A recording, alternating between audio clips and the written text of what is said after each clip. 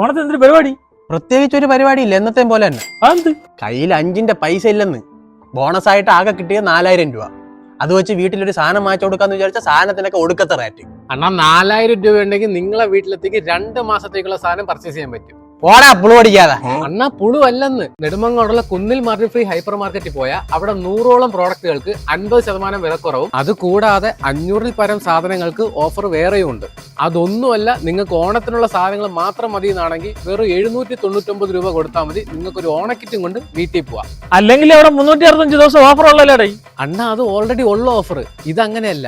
ഇത് അവരുടെ 3ാം വാർഷികവും ഓണവും ഒരുമിച്ച് വന്നതുകൊണ്ട് കുന്നിലിന്റെ കുന്നോളം ഓഫർ. ഇവിടെ മാത്രമല്ല, മോളിലോട്ട് നോക്കിയാണ്. ആദ്യം എന്നെ ഇതിനകത്തൊന്ന് പിടിക്കാൻ എങ്കിലല്ലേ എനിക്ക് നോക്കാൻ പറ്റൂ. നെഞ്ചത്തും കയറ്റി വെച്ച് എണീതി.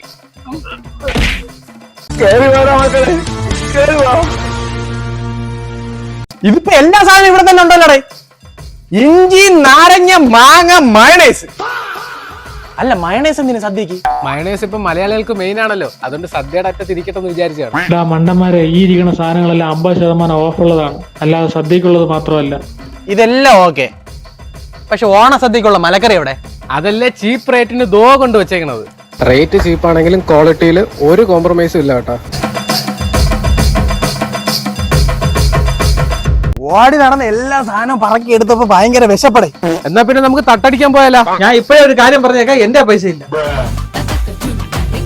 7 ദോശ 2 ഡബിള് 130.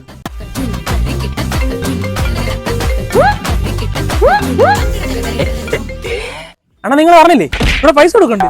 130 രൂപ കൊടുത്തിട്ട് വാ. വിഷ്ണു, 130 രൂപ കൊടുക്കാണ്ട്. അണ്ണാ കൊടുത്തിട്ട് ഒന്നാം തീയതി നീ കോളുണ്ട്.